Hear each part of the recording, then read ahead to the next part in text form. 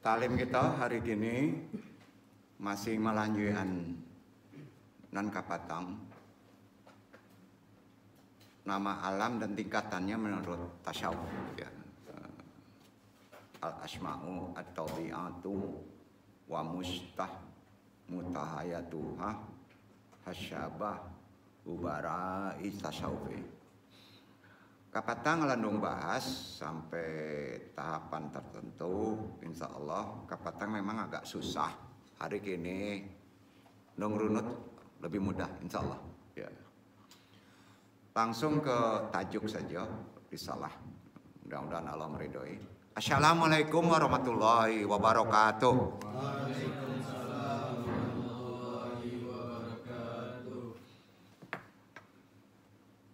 Sebelum talim seperti biasa kita sholawat, kuatkan lagi keislaman kita. Syahadat, sholawat, istighfar, tentunya zikir tujukan kepada Allah. Sama-sama. Asyhadu alla ilaha illallah wa asyhadu anna Muhammadur Rasulullah. Asyhadu alla ilaha illallah wa asyhadu anna Muhammadur Rasulullah. Asyhadu alla ilaha illallah wa asyhadu anna Muhammadur Rasulullah. Salawatumi Allahumma sholli ala sayyidina Muhammadin nabi ummi wa ala alihi wa sahbihi wa sallim. Allahumma sholli ala sayyidina Muhammadin nabi ummi wa ala alihi wa sahbihi wa sallim.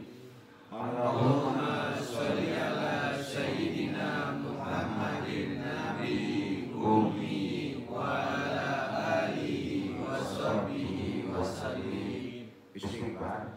Astaghfirullah ghafurur rahim. Astaghfirullah ghafurur rahim. Astaghfirullah ghafurur rahim. Astaghfirullah ghafurur rahim. Niat doa Ilahi anta maksudi wa ridhoka matlubi atini mahabbataka wa ma'rifataka.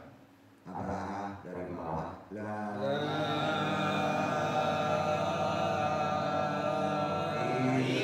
ilaha illallah.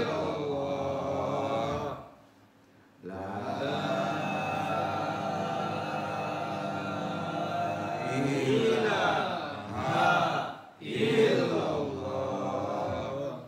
La ilaha illallah. Nafis. La ilaha illallah. La ilaha illallah. La ilaha illallah. La ilaha illallah. La ilaha illallah. La ilaha illallah. La ilaha illallah. La ilaha illallah. Muhammadur Rasulullah. Ila dunia sholli wa ila rohi Nabi Mustafa Muhammad sallallahu alaihi wasallam.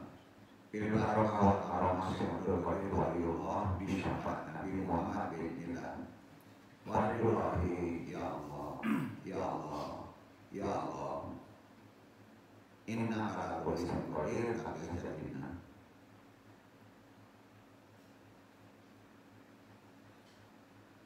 Wa khususan kalau yang Muhammad wabil khusus Nabi wa Nabi Rasulullah SAW. Wa khusus bagi Nabi Al-Fatihah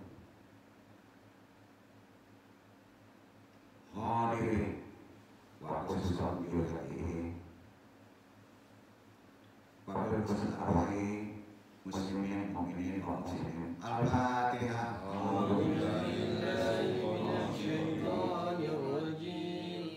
Bismillahirrahmanirrahim. Alhamdulillahirabbil alamin. Ar-Rahmanir Rahim.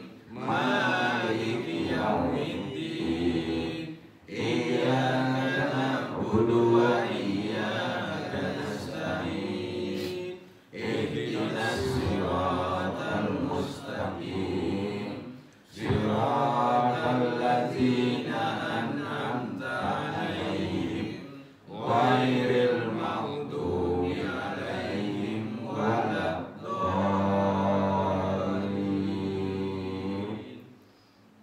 Allahumma a'inna 'ala al-islam wa 'ala sunnah. Allahumma tarobi la ilaha illa anta khalaqtani wa ana abduka wa ana ahlika.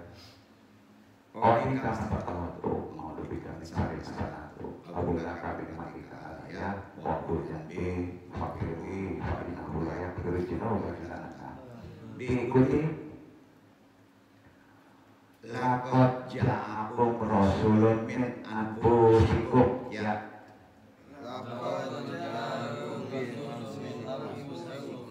Diulang. Laqad ja'akum rasulun min anfusikum.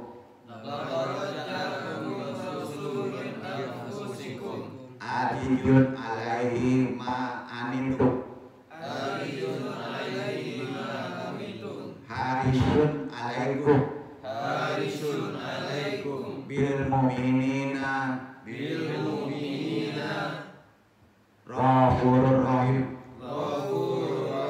Diulang dari atas. Laqad ja'akum rasulun min anfusikum.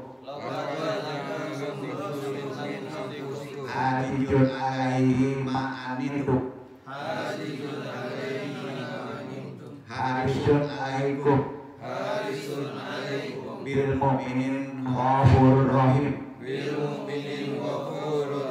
Diulang. Laqad ja'akum rasulun min anfusikum. Azizun alaihi ma anittum. Harisun alaikum. Bil mu'minina ghafurur rahim. Allahumma inna nas'aluka salamatan fid din wa afiyatan fil jasadi wa ijadatan fil ilmi wa barakatan fil rizqi wa taubatan qabla maut wa rahmatan minal maut. Allahumma hawwin 'alaina sakaratil maut wa najatan minan nari wa afan dari hisab. La haula wa la quwwata illa billahil aliyyil azim. Alhamdulillah rabbil alamin.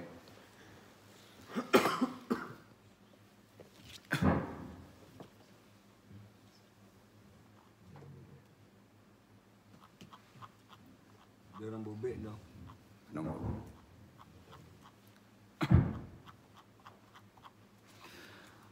Kita ke tajuk risalah.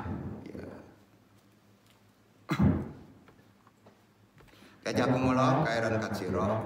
Alhamdulillah rabbil alamin. Na ilahil ma'hud wassalatu wassalamu li asyaril hayati wujud wa asyabil ajam li kulli mawjud. Salatan tutafil qulubina iman wa biha biyunal Qur'an wa biha biyunal Qur'an wa biha biyunal Qur'an wa tubayu muayyad wa tuhalana biha nurul jannah wa nurul nahi wa nurul najari ila wajikal karim subhanaka ilmalana ilama alam tanah innaka antal alimul hakim rabbi syari sadri wa yassirli amri wa hludatan lisani ya Allah qali ya Allah ya Rabb lapangkan untuk dadaku, mudahkanlah untuk urusanku, uraikanlah simpul pengikat lisan ini, baik pentalim maupun yang ditalimi, agar bisa memahami talim ini dan Allah meridhoinya. Amin, amin, ya rabbal alamin.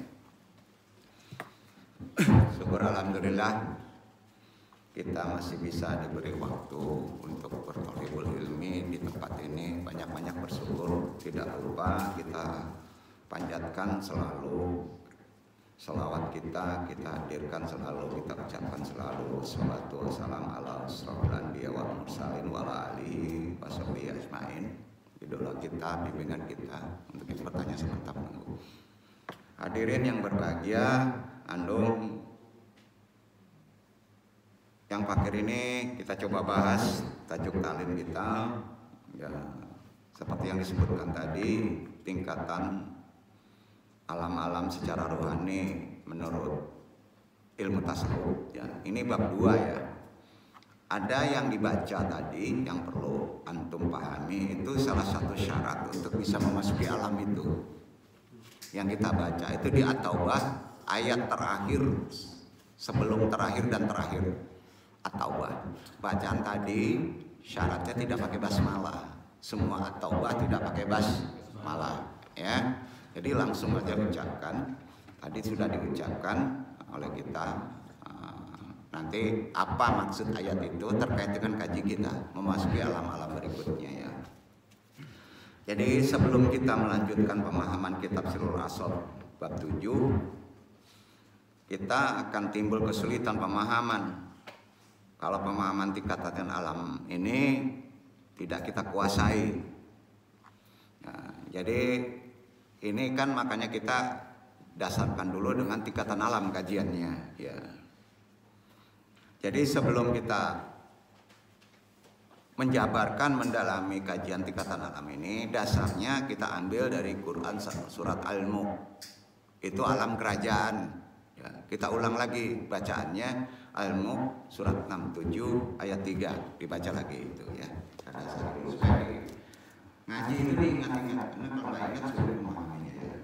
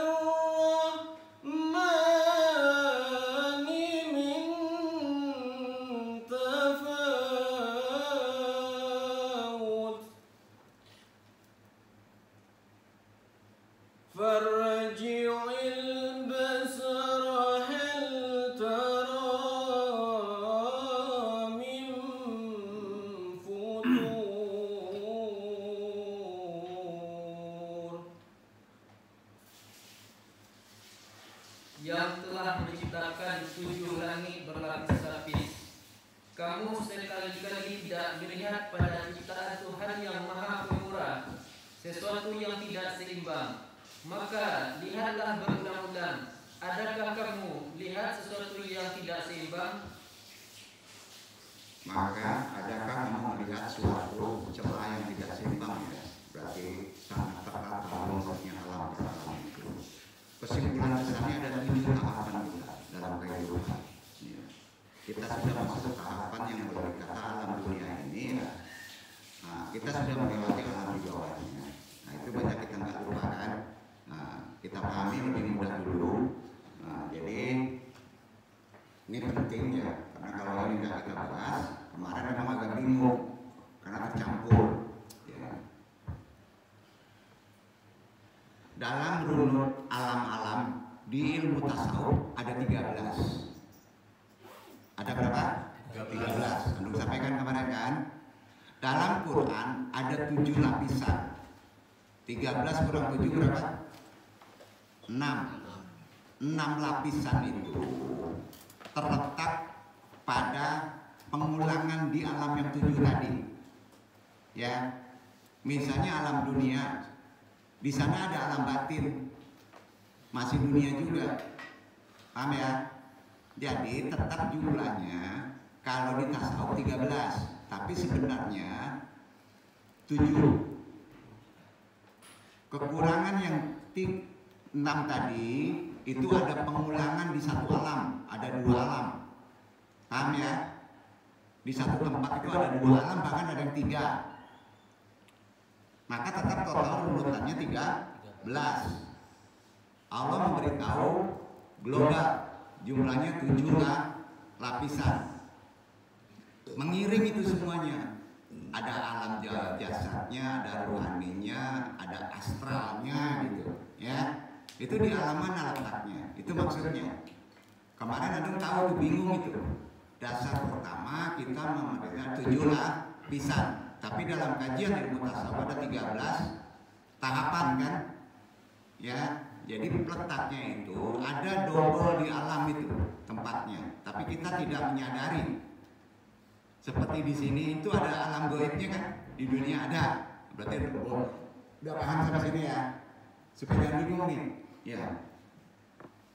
Jadi di ilmu tasawuf itu ada 13 tingkatan alam yang mesti dipahami adalah sebagai berikut.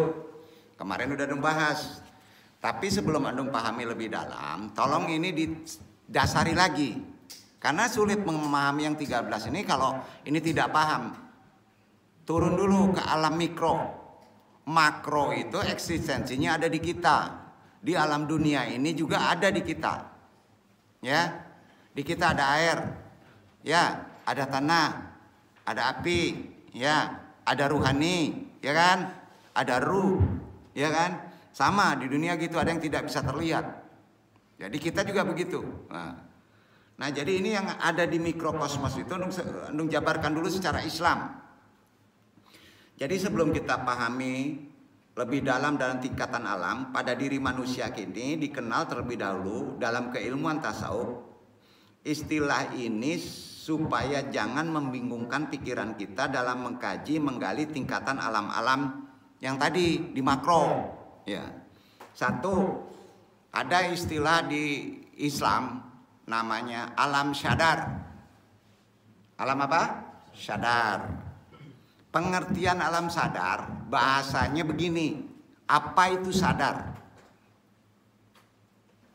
Ya, kadang-kala di psikologi juga sadar rancu pemahamannya karena tidak menyandarkan ke yang paling hakiki. Antum tahu alam sadar itu tahu nggak? Coba kesimpulkan alam sadar, bingung nggak? Agak bingung ya? Nih gini, secara Islam ya, yaitu lapisan hati terluar, itu alam sadar. Bahasanya gitu. Lapisan hati terluar yang dalam ilmu tasawuf disebut akfa. Apa? Akfa. Ya. Lapisan terluar itu disebut di hati itu adalah akfa. Itu yang disebut alam sadar, ya. Berhubungan dengan apa itu alam akfa? Syaiton dan nafsu dunia. Masih juga masuk koren situ dan nafsu dunia di akfa itu. Beda dengan lu. Paham nggak? Jadi hati itu bisa kotor, bisa di akfa lapisan luar itu, ya. Pengaruhnya. Ini dekat dengan alammu ke makro. Alam nuk, alam kerajaan. Akfa itu dekat dengan alam muk, kerajaan, firman yang tadi. Catat aja dulu. Jadi yang paling dekat dengan alam kerajaan makro adalah akfa. Duduk ya. Nah, atau dalam bahasa psikologi disebut alam pikiran sadar. Orang psikologi menyebutnya alam pikiran sadar. Duduk.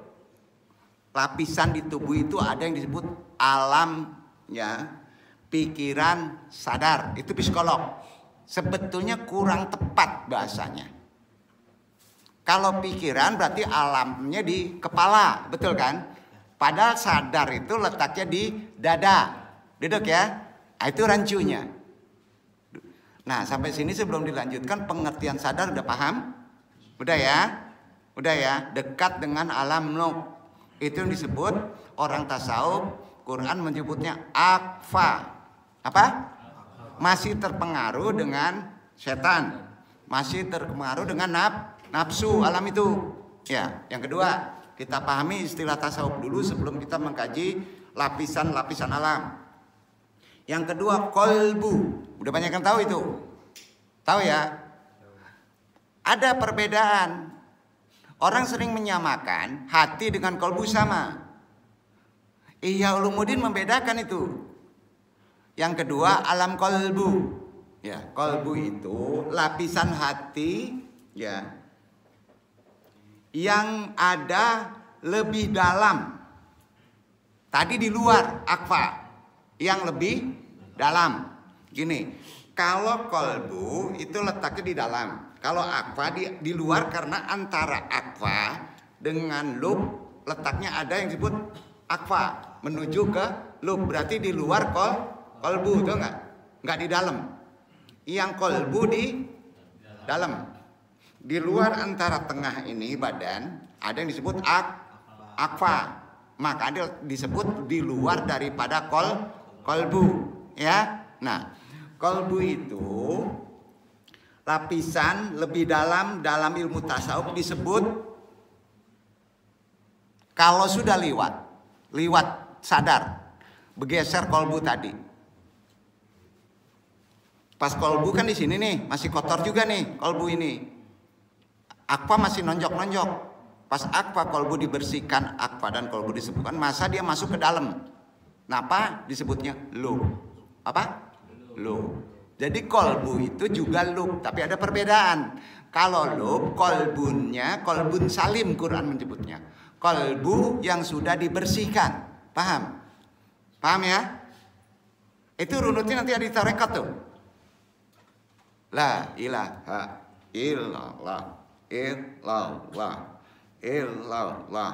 Jadi kolbu bersihkan, tidak ada di situ, tidak ada di apa, masih terpengaruh. Yang ada di lub.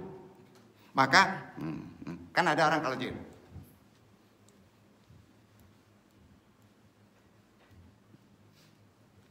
Pernah lihat nggak itu? Ya kan? Ah, itu dia gerakannya. Sekali lagi, kolbu itu lapisan di dalam. Orang sering menyebutnya jantung, ya. Ya. Kalau dalam ilmu biasa disebut hati, di luar kolbu namanya akfa. Nah, setelah masuk bersih dua tadi, maka disebut lub. Duduk ya. Ah, dia itu bahasanya. Jadi lub itu ibarat pintu masuk, atau disebut juga barjah tubuh ruhani. Pintu, pembatas. Barjah itu artinya pembatas. Ya. Jadi lub itu ibarat pintu pembatas atau barjah antara dia, kamu dengan Allah. Duduk gak? Lub itu pintu pembatas antara makhluk dengan Allah. Itu disebut barjah ruhani. Paham? Paham ya? Nah. Pembatas antara urusan dunia dan urusan akhirat. Di situ letaknya. Di situ letaknya. Kalau urusan kita berdoa kepada Allah, antum harus melakukan pembersihan dua tempat itu. Duduk gak? Setelah duduk di selub, setelah dilakukan amalan duduk tidak duduk, aturannya dibersihkan dulu. La ilaha illallah, dengan habis la ilaha illallah. Setelah Allah baru kita berdoa dengan permintaan. Misalnya, ya Allah, dekatkan kami, cintai kami denganmu ya Allah. Itu letaknya di mana? Akhirat. Jadi pas setelah itu tidak boleh ya Allah minta Innova. Boleh nggak? Boleh nggak? Kita duduknya sudah masuk di lub, tapi kita masih minta Innova. Berarti amalan kita tidak dikehendaki Allah. Tidak tahu ilmunya. Duduk. Itu ada hadisnya. Sampai ya? Sampai sini ada yang tanya? Duduk kan nih? Jadi pas kita ngamalin ada syarat yang mesti kita lakukan. Ya, paham ya? Nah, halo nih, gimana paham gak nih? Paham? Tolong dibantu kalau yang belum paham ya, karena nanti repot pas ngamalin kita duduknya masih dunia juga, padahal amalannya udah di langit ketujuh. Gitu maksudnya. Ya. Oke dong. Ya. Jadi lapisannya 3 tadi.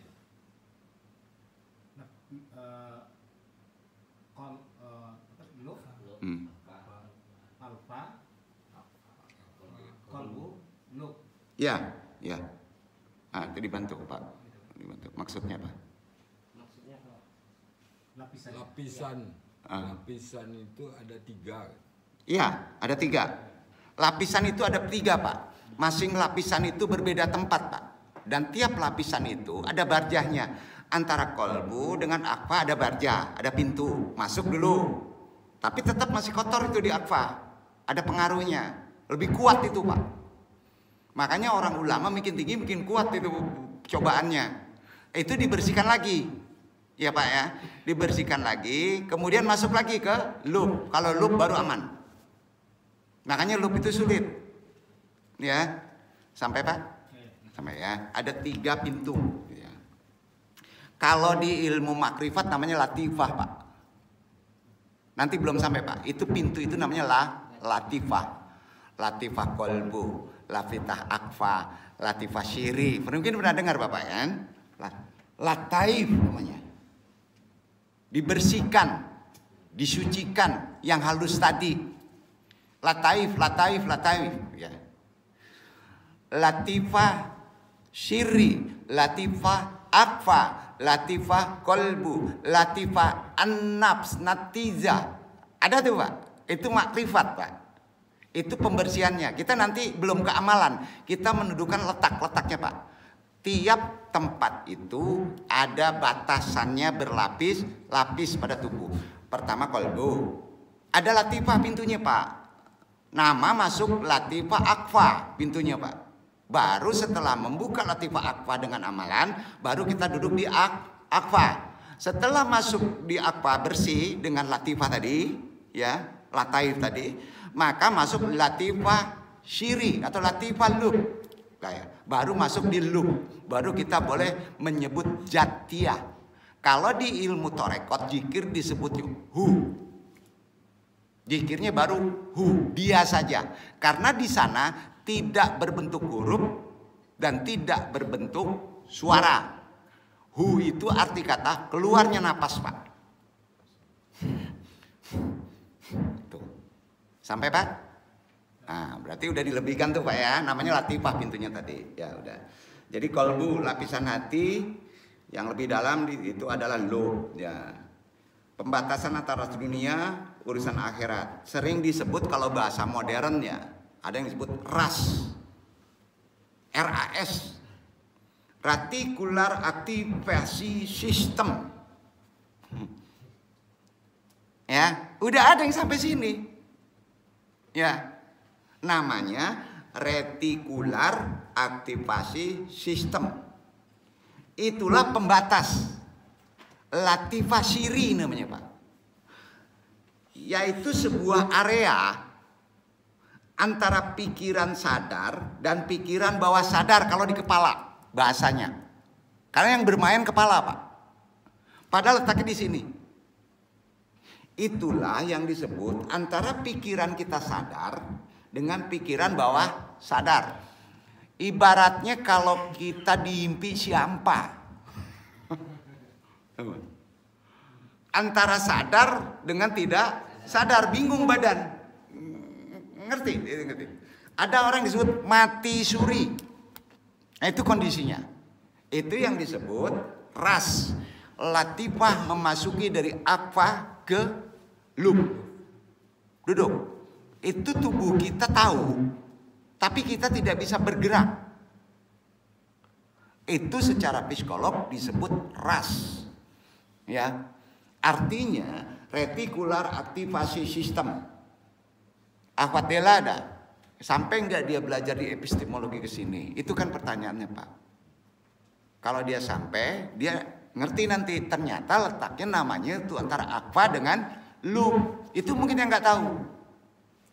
Ya kan? Nah, karena apa? Karena psikolog itu mengandalkan pikiran. Maka pikiran menyebutnya area antara pikiran sadar dengan pikiran bawah sadar. Begitu aja sebutannya.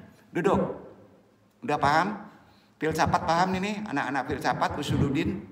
Bahasa ini kan gak didapat. Ya, betul kan? Nah, dalam ilmu tasawuf, area ini dekat dengan alam malakut. Pertanyaan tadi, yang dekat dengan alam mulki itu tadi, itu dia, alam malakut. Ialah wilayah pertemuan antara jasad dan alam ruh. Malakut itu adalah pertemuan antara alam jasad dan alam ruh. Ya, dicatat dulu, nanti ngerti. Kalau nggak dicatat ini pusing. Karena di sini penjabaran secara huruf itu runut aja. Penegasan yang antum sampaikan. Ya, ketiga, yang mesti antum kenal dalam kajian ruhani Islami. Pertama tadi apa tadi? Sadar. Kedua apa? Salam kalbu. Kalbu. Di sana ada hati, di sana ada lub. Yang ketiga, fuad. Pahami dulu fuad. Bukan akfa ya, fuad. Ada di Quran itu.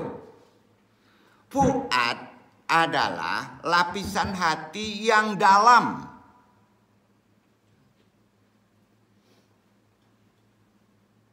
Tapi tidak paling dalam. Ya. Yang paling dalam disebut lub. Nah, pertanyaannya, itu letaknya di kolbu atau di sir? Fuad tadi.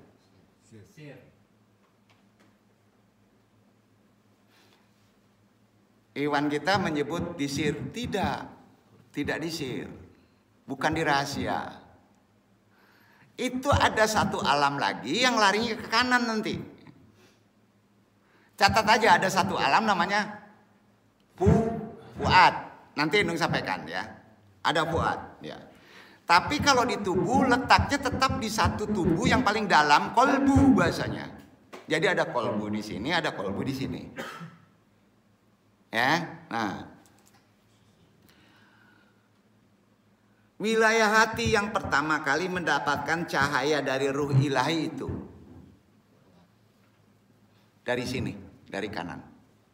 Nur hakikat kemari maksudnya. Namanya fuad, Pak. Jangan dulu disambung-sambung dengan wilayah kiri, Pak. Biarkan dulu itu. Nanti pengertiannya paham kita. Duduk ya. Cuman ada satu perangkat lagi namanya fuad. Di sebelah kanan itu wilayah nur hakikat Muhammad, cahaya gitu ya. Sampai cahaya itu yang sering kalau itu hidup ya, itu hidup. Kalbu antum bisa bersih, dan ini jarang ada di manusia secara awam. Aulia, para nabi, maka beda. Sistem perangkat tubuhnya beda dengan kita. Tapi kalau kita diberi rahmat ke sana, maka ini bercahaya. Itu sering disebut karisma. Jelek tapi seneng aja ngelihatnya gitu. Ya, berkarisma. Itu satu perangkat lagi yang ada di kanan. Ini dekat sekali dengan alam Jabarut. Alam Jabarut itu berawal dari alam ruh. Bentar dulu ya, suruh tunggu.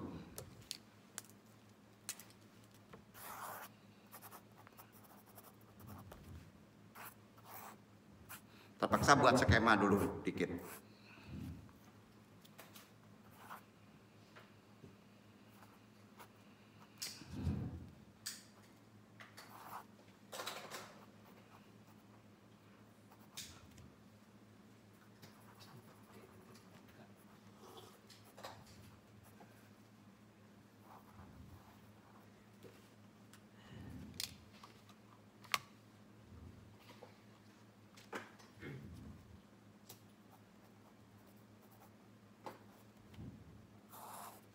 Ini dia.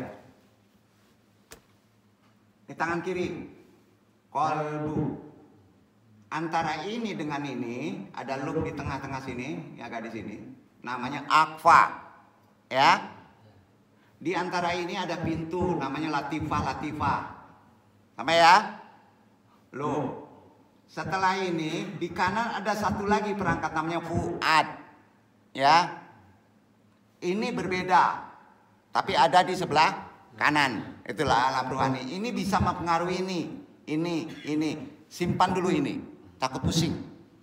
Ya, simpan dulu. Namanya fuad. Ini dekat dengan alam jabarut. Ini dekat dengan alam mulk, kerajaan, dan alam malakut. Yang akfa ini. Duduk ya. Lebih gampang kayaknya kayak metode gini. Ya. Duduk gak? Nah, sampai sini ada pertanyaan?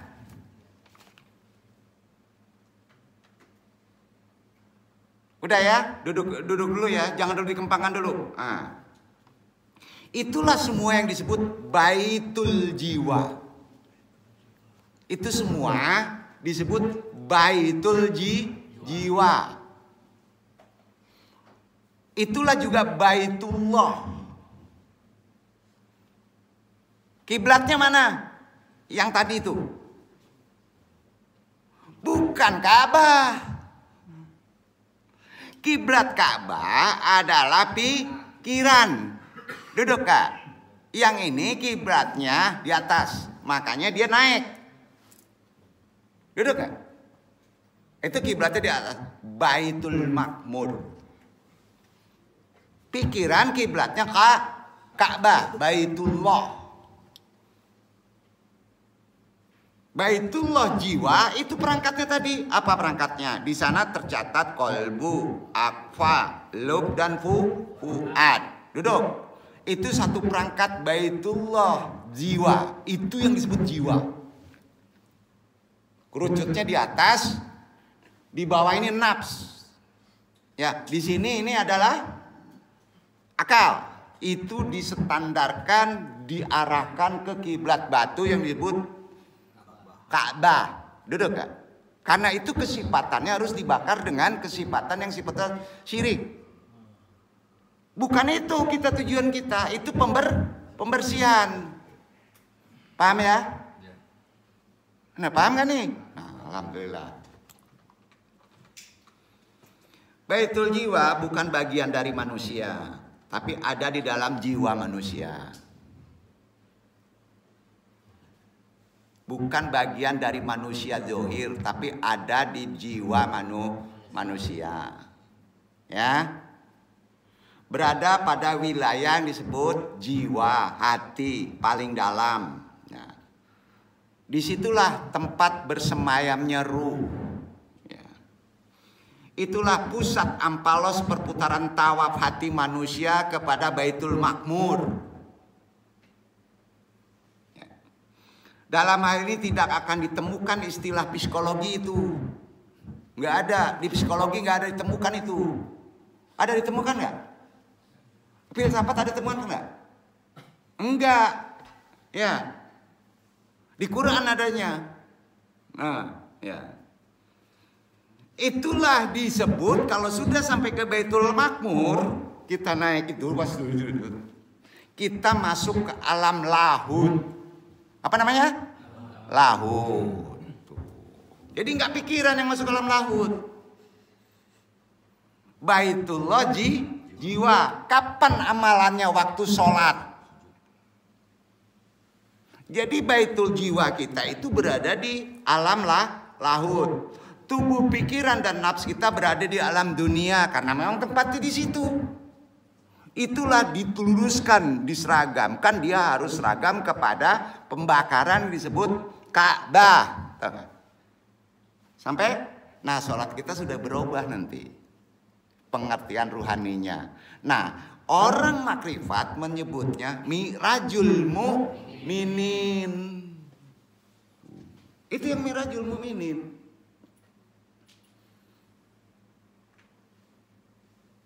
Karena itu ini nggak dikaji, nggak mengaji, sudah dikaji. Ya. Perjalanan pengembaraan diri ini itu yang hakikinya. Kalau perjalanan yang sifatnya Baitullah Ka'bah pakai duit, karena sifatnya zahir kan, betul kan? Tapi kalau perjalanan jiwa nggak perlu pakai duit. Sampai sholat aja udah. Jadi jangan disangka orang sholat itu diem. Paham ya? Mi'rajnya orang mukmin di atas muslim. Ya. Di wilayah ruhani saja orang menyebutnya apakah itu wilayah ruhani saja? Tidak, itu mempengaruhi wilayah jasadi. Bisa mempengaruhi, insya Allah. Bahasanya dari tidak sadar kepada kesadaran Allah. Waktu antum sholat. Karena aras Allah itu ada di alam lahud. Nah. Jadi itu yang disebut penggambaran pentajalian maha pencipta dari satu alam tingkatan yang disebut martabat ke alam tingkatan martabat lainnya melalui tahapannya. Ya. Tahapan itu sampai ke atas dari Baitullah jiwa. Dong jelaskan, silakan nomor B dulu.